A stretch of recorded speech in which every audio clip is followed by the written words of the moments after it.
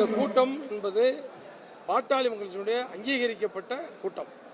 மருத்துவர் ஐயா அவர்களாலே அழைப்பு வைக்கப்பட்டிருக்கிறது. இதுதான் பாட்டாளி மக்களுடைய அதிகாரப்பூர்வ பொதுக்குழு. வழக்கறிஞர் பாலு பேசும்போது அன்புமணி தலைமையில் நடந்த மகாபலிபுரம் கூட்டத்தில் நடந்த கூட்டம் தான் செல்லும், பாமக நிறுவனர் ராமதாஸ் தலைமையில் நடந்த கூட்டம் செல்லாது, அவர் யாரும் நீக்கிறதுக்கும் அது அதிகாரம் இல்லை, உரிமை இருக்காரு. இது எப்படி பார்க்குறீங்க? பாலுக்கும் பாட்டாளி மக்கள் என்னங்க சம்பந்தம்? நான் உங்களுக்கு கேட்குறேன். பாலு என்பவர், நான்லாம் என்னை பொறுத்த வரைக்கும், நான் மாணவ பொறுத்த வரைக்கும் பாட்டாளி மக்களுக்கு தவிர எந்த கட்சியும் எனக்கு தெரியாது. பல கட்சியில் வந்தவங்க அவங்க சொல்றதெல்லாம் அவங்க இன்னைக்கு மீடியாவுக்கு வெளிச்சம் கொடுத்தவர் மருத்துவர் ஐயா. மருத்துவர் ஐயா அவர்களை சொல்ல பேச்சை கேட்டுக்கிட்டு ஒரு அற்புதமா இருந்த இவரை சின்னையா அவர்களை பல விதமான துர்போதனைகளை சொல்லி அவரை தவறாக வழிநடத்தியவர்கள் அவரும் ஒருத்தர்.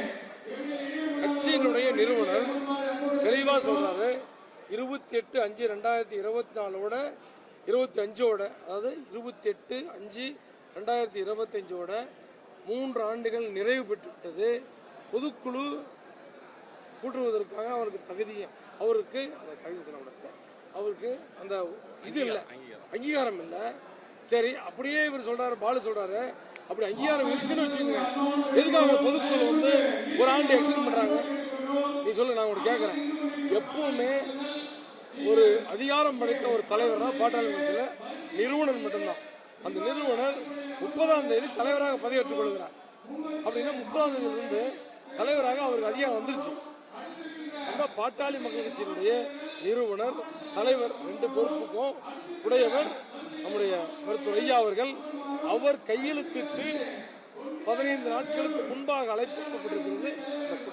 தேர்தல் ஆணையம் தங்களை தானே அங்கீகரித்து உள்ளது. 1 வருஷத்துக்கு நாங்கள் எடுத்த நிர்வாகிகள் செல்லும், பாமக நிறுவனர் எடுக்கும் முடிவோ அதே போல் அவர் நடத்தும் கூட்டம் செல்லாதுன்னு சொல்லியிருக்காரு. பாட்டாளி மக்கள் கட்சியை பொறுத்த வரையில அனைத்து அதிகாரமும் படைத்த ஒரே தலைமை மருத்துவர் ஐயா அவர்கள். அவரை தவிர வேற யாருக்கும் அதிகாரம் இல்லை.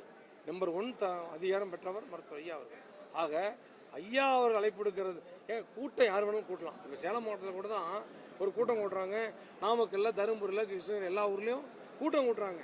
அது ஒரு கூட்டம் தானே தவிர பொதுக்குழு என்பது அதிகாரம் பெற்றவர் அழைக்கப்படும். அப்படி அதிகாரம் பெற்றவர் மருத்துவர் ஐயா அவர்கள். அவர் அழைச்சிருக்கிற கூட்டம் இன்னைக்கு நடக்கும். இந்த கூட்டத்தில் பாமக தலைவர், பாமக இளைஞர் அணி, பாமக மகளிர் அணிகளுக்கெல்லாம் புதிய தலைவர்கள் அறிவிக்கிறதுக்கோ தீர்மானத்தில் கொண்டு வரதுக்கான வாய்ப்புகள் இருக்குதா? அதுதான் வாய்ப்புகள் இல்லை. இருக்கிறவங்க தொடருவாங்க. ஏன்னா ஐயா இப்போ போட்டிருக்காங்க. சார், இன்னொன்று உங்கள்கிட்ட மட்டும் சொல்கிறோம். பாட்டாளி மக்கள் கட்சியை பொறுத்தவரையிலே துவங்கிய காலம் தொட்டு பொறுப்பாளர் நியமனம் செய்வது என்பது மருத்துவர் ஐயா, யார் வேணும் கையெழுத்து போட்டாங்க, மருத்துவர் ஐயா அவர்கள் கையில தான் பொறுப்பாளர்கள் நியமனம் செய்வது இன்று வரையிலே தொடர்ந்து வருகிறது. இதில் ஒன்றும் மாற்று கருத்து ஒன்றும் கிடையாது. அதனால பொறுப்பாளர்கள் நியமிச்சிருக்காங்க. அவர் படிப்படியாக அது சரியில்லாத பொறுப்பாளர் மாற்றிட்டு பொறுப்பாளர் புதுசாக போட்டு தான் இருக்காங்க. ஒன்றும் புதுசு இருக்கு. அதாவது என் பேச்சை கேட்குறவங்க கட்சியில் இருக்கணும், கேட்காதவங்க கட்சியை விட்டு போங்கன்னு சொல்கிறாங்க. அவங்களுமே நடவடிக்கையும் மருத்துவர் ஐயா எடுத்துகிட்டு வராங்க. அப்படி பார்க்கும்போது செயல் தலைவர் பதவியில் நீடிக்கிறதுக்கு அன்புமணி விருப்பம் இல்லைன்னு சொல்லியிருக்காங்க. அப்படி பார்க்கும்போது ஐயாவோட பேச்சை அவர் பின்பற்றலை. அதனால் இந்த தீர்மானத்தில் செயல் தலைவர் பதவியிலிருந்து அவர் நீக்கப்படுறதுக்கான வாய்ப்புகள் இருக்குதா? இல்லை, அது எனக்கு தெரியாதுங்க. அந்த மாதிரி நீக்குவதற்கான வாய்ப்புங்கிறது உறுதியாக இருக்கிறதுக்கான வாய்ப்பு என்ன காரணம்? பாட்டாளி ஏங்க ஒன்றுங்க, சாதாரணமாக யாரை கேட்டாலும் சொல்லுவாங்க மருத்துவர் ஐயா. அவருக்கு அடுத்தது யாருன்னு கேட்டால் ஒரு குழந்தை கேட்டால் கூட சொல்லுவாங்க யாருன்னு. அதனால் இது ஒரு தவறான ஒரு இதில் தான் செஞ்சுட்டாங்க தவிர அது தப்புங்க. அது ஐயா அவர் சொல்லுவதை கேட்டு ஒன்றுமே இல்லைங்க.